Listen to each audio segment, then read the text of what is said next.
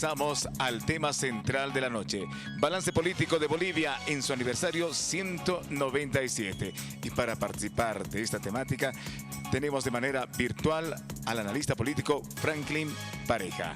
Reiteramos, balance político de Bolivia en su aniversario 197. Adelante, Omar Gómez. Muchísimas gracias, Henry. Tú lo decías, el politólogo Franklin Pareja está con nosotros, un amigo de hace tiempo. Le agradezco infinitamente, Franklin, por la gentileza. Muy buenas noches, además, bienvenido a nuestras cartas sobre la mesa. Muchas gracias a ti, querido Omar, y por supuesto a Canal 13, que es nuestra casa. A ver, me era complicado decir, ¿cómo podemos tocar el tema de hacer un balance político para llegar a este tiempo, tratando de mirar los 197 años? Dije, hacerlo en 30 minutos es una cosa de locos. Así es que he intentado encontrar algunos elementos que nos pudieran comenzar a guiar cómo podemos aterrizar. Tú eres politólogo y seguramente nos vas a dar mayores luces. Pero podemos hablar de una Bolivia que ha logrado constituir un sentido democrático solvente en el país en el ejercicio del poder. Mira, la historia boliviana, que ha sido bastante oscilante en términos de periodos por interregnos, periodos dictatoriales, cortos periodos democráticos, pues se retoma una senda de mayor estabilidad y continuidad recién a partir de 1982. Claramente el país en términos estructurales, en términos económicos, estaba quebrado, particularmente por las dictaduras que dejaron al país en la ruina, y sobre todo porque en términos además de política propiamente, había un elevado nivel de fragmentación, pero la retoma de la democracia afortunadamente reencaminó también los canales formalmente establecidos para reinstaurar lo que se denomina la negociación, los pactos políticos y la construcción o reconstrucción de la institucionalidad. Por supuesto que también es bueno siempre mencionar como contexto que cuando retornamos a la democracia, esto sucedió, las democracias fueron restauradas en la región, no solamente en Bolivia, sino en Chile, en Paraguay, en Panamá, porque después de la Segunda Guerra Mundial, con la división del mundo, la polarización, básicamente Latinoamérica estaba bajo la égida norteamericana y se instauraron dictaduras en la mayor parte de los países. Entonces, en la década de los 80, muchos empiezan a volver a las democracias, y entre esos nuestro país. Se agotó el carácter absolutamente fáctico, dictatorial y desafortunado en la historia de la región de dictaduras que no contribuyeron en nada, sino más bien socavaron la institucionalidad, los derechos, las libertades, en fin. Cuando volvemos a la democracia, paralelamente y de una forma muy mala fortuna, desde Inglaterra se instaura el modelo del neoliberalismo, mal llamado neoliberalismo, cruza el Atlántico y recala en Estados Unidos de Margaret Thatcher a Ronald Reagan, y como efecto cascada pues viene a toda la región latinoamericana, unos más, otros menos. Entonces el retorno a la democracia estuvo marcado prácticamente casi de manera simultánea con el comienzo de lo que se denomina el periodo neoliberal. Porque el periodo del señor Hernán Siles Suazo fue muy corto, fue muy turbulento, la correlación de fuerzas no le permitió tener viabilidad ni sostenibilidad en el tiempo, fue atacado duramente desde su fuero interno, el movimiento popular obrero, lejos de apoyarle, lo socavó, la crisis económica fue insostenible, y entonces de esa forma el 85 el doctor Víctor Paz Estenssoro asume la presidencia e implementa medidas de shock a un costo social muy elevado, y la matriz social prácticamente se ve duramente afectada porque para entender la historia de los movimientos sociales en Bolivia hay que entender que estos devienen particularmente de una matriz sindical, y esta se agota conjuntamente con la implementación del modelo neoliberal, obviamente bajo las imposiciones y condicionamientos del Fondo Monetario Internacional, el consenso de Washington, en fin. Y el país retomó en cierta medida la estabilidad económica, se volvió a instituir instituciones que fueron de alto valor, el Tribunal Constitucional, el Consejo de la Judicatura, ahora Magistratura, el Defensor del Pueblo. Fueron avances en la democratización y modernización de nuestra arquitectura jurídica y de nuestra institucionalidad, pero no se redujo la pobreza desde que volvimos a la democracia. Más bien esta medida por el coeficiente de Gini se fue incrementando.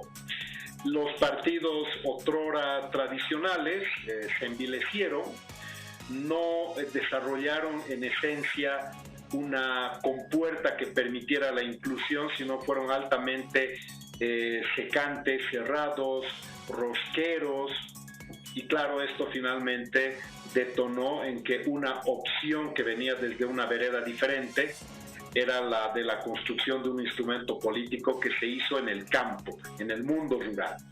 No hay que pensar que es Evo Morales el alfa y el omega o el constructor de una nueva visión política, porque esto se gestó en 30 años en el mundo rural, se convirtió en un sujeto político poderoso con la ley 1551 de participación popular. Eso también es bien importante mencionarlo, porque los actores políticos antes excluidos llevaron adelante la posibilidad de visibilizarse y actuar como sujetos políticos activos desde el mundo del campo, y entonces se empezó a construir un instrumento político propio que, a diferencia de la historia boliviana, donde las fuerzas políticas se construyeron en el mundo urbano para irradiarse en el mundo rural, el instrumento político del campo, es decir, este instrumento por la soberanía de los pueblos, se construyó en el mundo rural y se irradió en las urbes, es decir, tuvo un circuito o una ruta crítica diferente.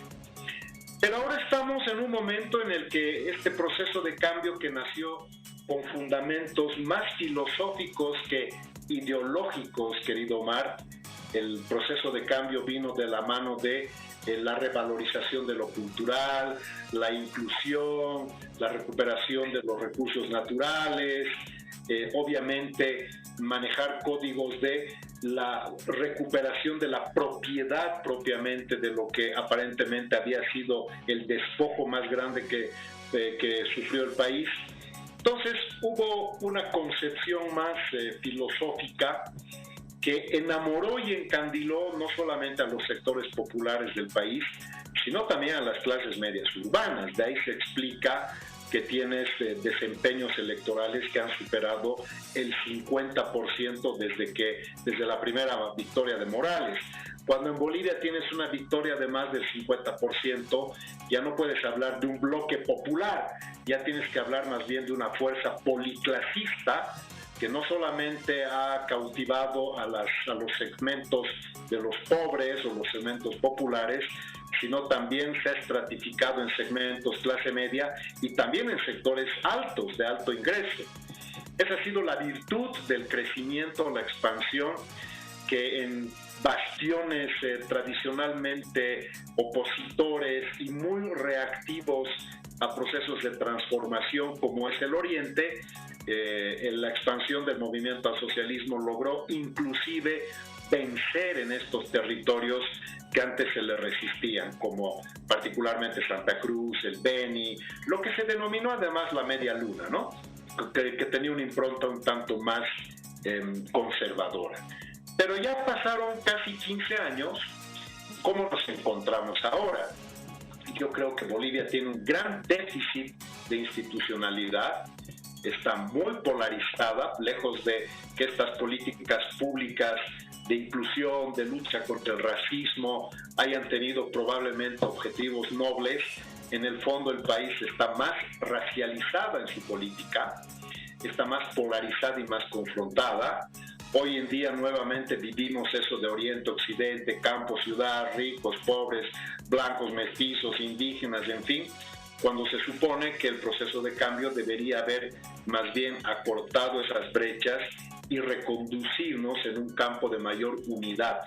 Pero estamos muy confrontados y lo que se ha lesionado de una forma, yo creo que es uno de los vectores más preocupantes como sociedad, es que la institucionalidad constitucional como fundamento del sistema democrático ha sido duramente afectada y entonces ahora vivimos en un mundo al revés, donde es la sociedad civil que le pide a la sociedad política respetar la norma, respetar la Constitución. Ya nos hemos alejado de esos ideales filosóficos de lo que en su momento era la revalorización cultural, el respeto a la madre tierra. Fíjate, con la nueva Constitución, el medio ambiente, la naturaleza, que antes era una cosa, ahora es un sujeto. Es decir, la naturaleza tiene derechos como un sujeto. Y esto es un avance cualitativo importante, no solamente desde el punto de vista jurídico, sino también desde un punto de vista holista, conceptual. Pero los ríos están recontracontaminados, los bosques cada vez más explotados, sobreexplotados, no hay un control realmente efectivo sobre la defensa de lo que supuestamente es nuestra Pachamama.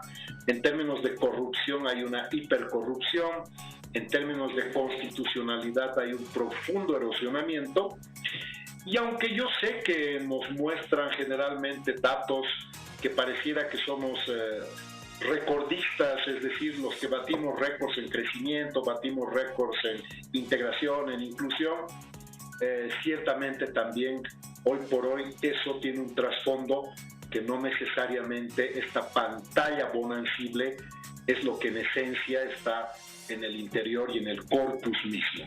Me quedo ahí con una, digamos, pequeña impresión o contexto de mi visión con respecto, como tú mismo dices, de un periodo largo. Es complicado, entiendo, Franklin, habiendo tantos elementos. A ver, sin embargo, quiero recurrir a algunas tendencias que considero importantes. Uno de los aspectos fundamentales del discurrir político en nuestro país han sido que han habido espacios de poder concentrados en algunas clases o en algunas élites durante toda nuestra historia, y curiosamente estas élites han tenido como patrón fundamental generar hegemonías de comportamiento en el ejercicio del poder, pero no solo hegemonías, sino centralización y concentración de ese poder.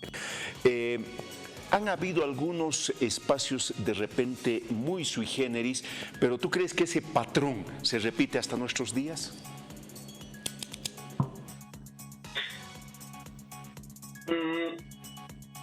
Aparentemente, el discurso previo a este periodo del proceso de cambio, hacemos mención de una forma recurrente al proceso de cambio porque es un momento y un punto de inflexión en la democracia boliviana y también en la historia boliviana. No es un periodo más, es un periodo que ha cambiado cosas de forma muy importante, lo cual no significa que esa importancia cualitativamente sea muy buena en esencia o por lo menos en resultados. Cuando tú hablas de la concentración del poder, por supuesto, Bolivia es un país que en 1825 se distancia de la corona, pero no se libera propiamente. Seguíamos viviendo bajo el vasallaje, la esclavitud, la asimetría, la injusticia, la explotación, y por supuesto que eso ha ido incubando movimientos a través de matriz sindical, como te dije, de impronta revolucionaria, que además ha bebido de la Revolución Francesa, de este eurocomunismo particularmente, que después bebió de la Revolución Francesa, y con la Revolución Rusa de 1917 el marxismo-leninismo empezó a ingresar en la intelectualidad clase mediera latinoamericana.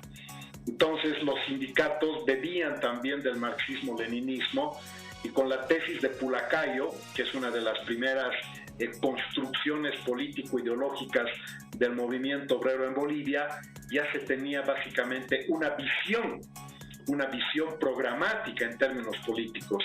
Pero ya ves tú que esta visión tan distante, tan extrema y tan inaplicable, en realidad fue sustituida por la tesis de Ayopaya, creada por Walter Guevara Arce, que en vez de hablar de las contradicciones y luchas de clases propias del comunismo, más bien te hablaba de lo nacional popular, del nacionalismo revolucionario y de la alianza de clases.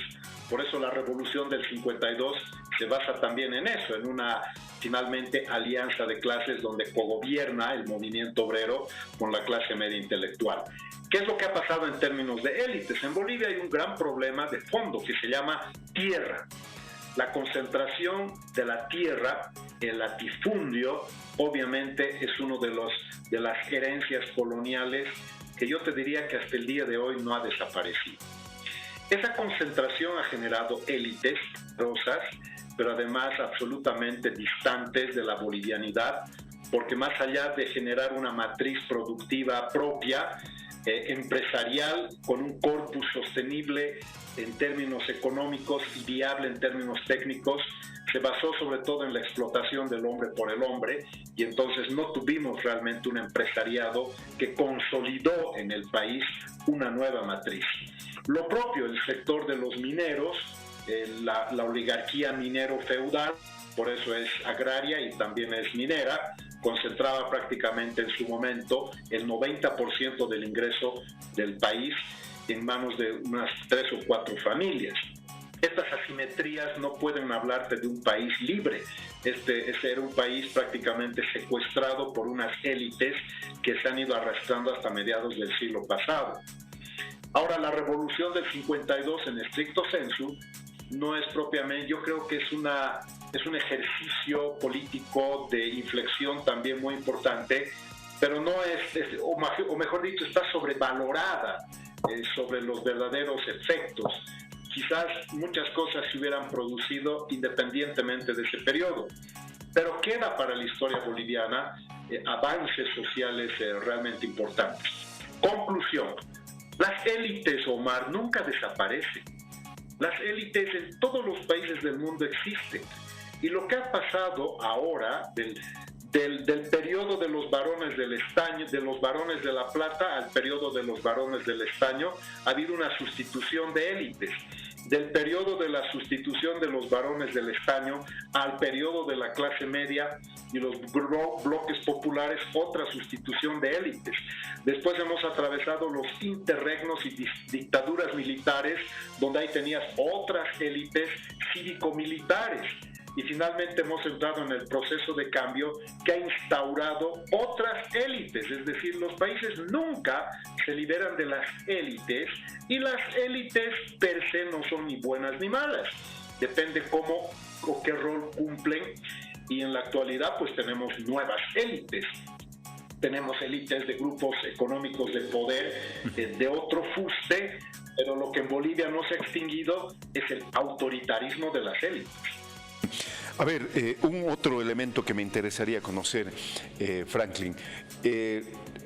Estamos viviendo en este momento una práctica política donde la acción orgánica de la política, ideológicamente, etcétera, se ha transformado de principios de servicio a la sociedad con principios de servicio a estas élites o servicios a esos grupos de poder, y eso se ve claramente cuando constantemente acudimos a presenciar, por ejemplo, cómo la política se ha vuelto en un clientelismo de alto nivel, trayendo contigo el prebenalismo y la corrupción. ¿Estamos en ese escenario?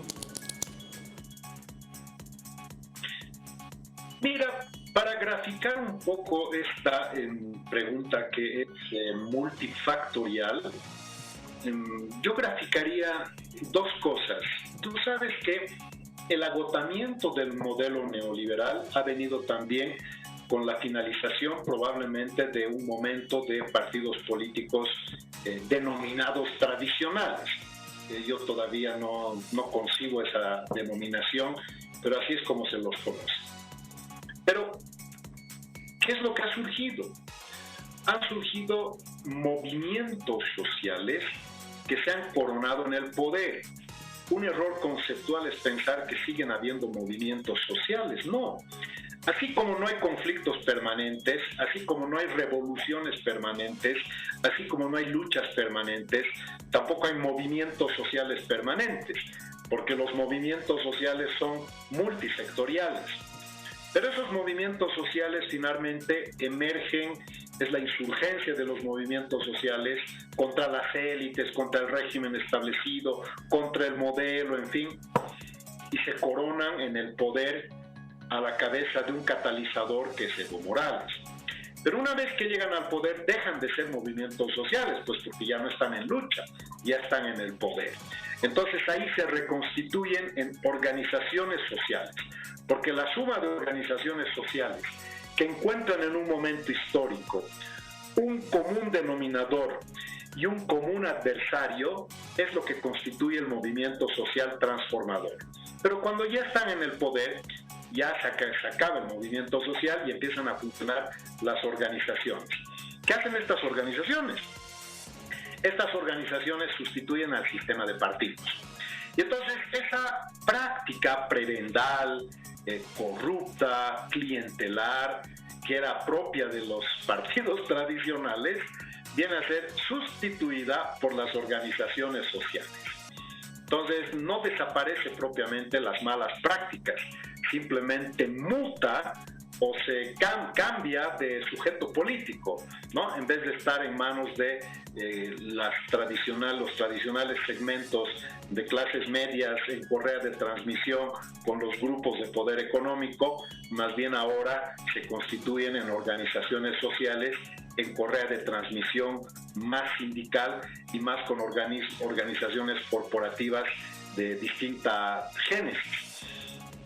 Al margen de todo lo que uno pueda leer en términos de mejoras cualitativas, la política boliviana se ha envilecido mucho. ¿Y cuál es el problema en síntesis?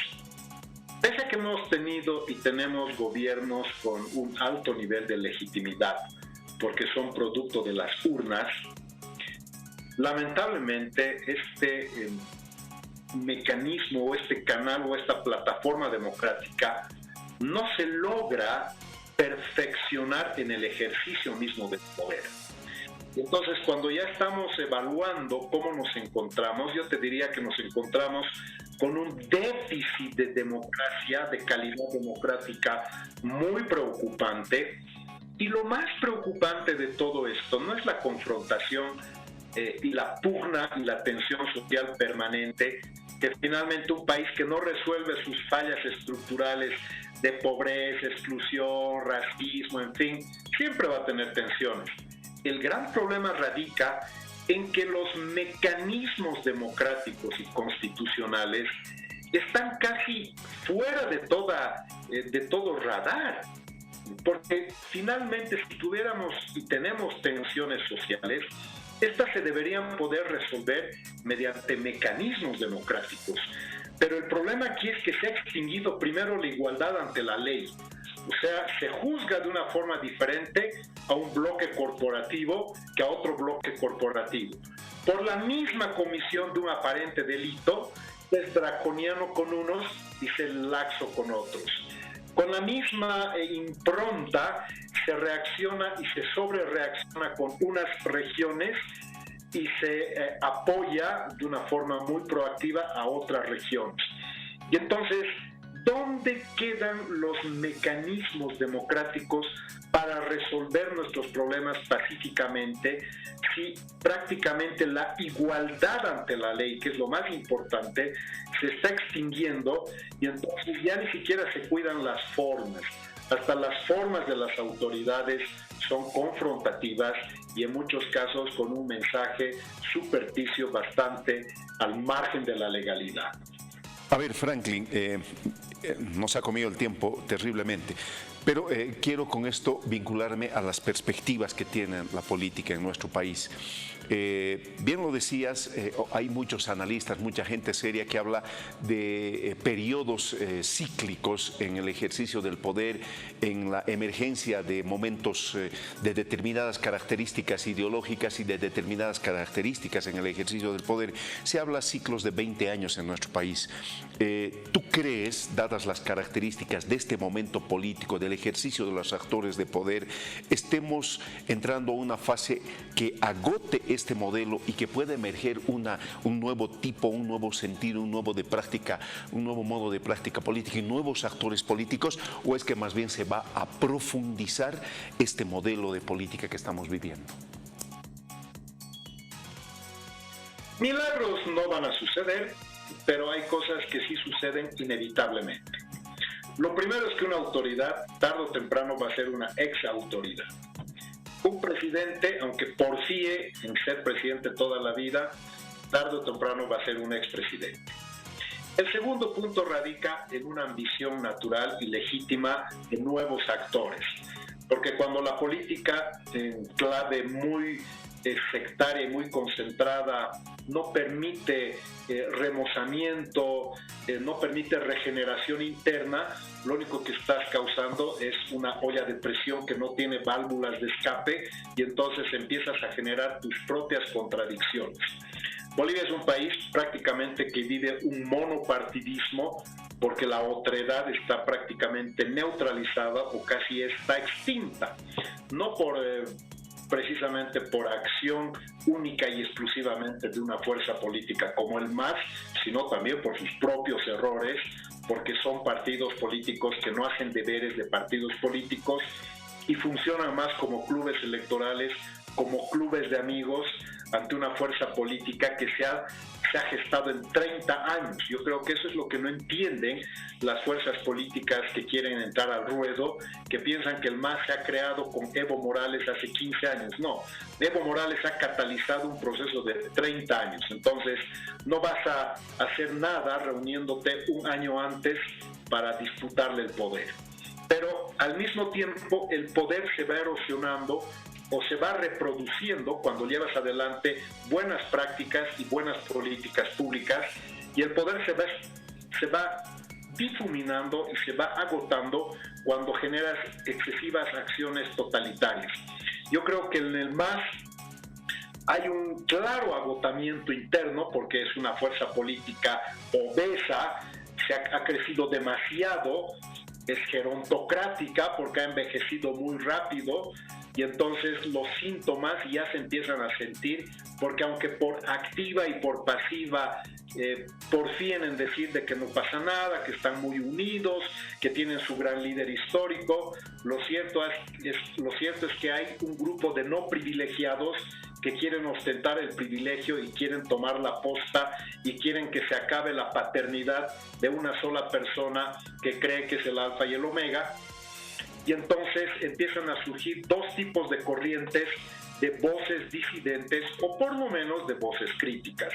Son las voces regionales, es decir, la fuerza de las regiones empieza a tener más eco, y las voces generacionales, porque en 15 años pues hay 3 generaciones que ya están reclamando mayor cuota y espacio de poder.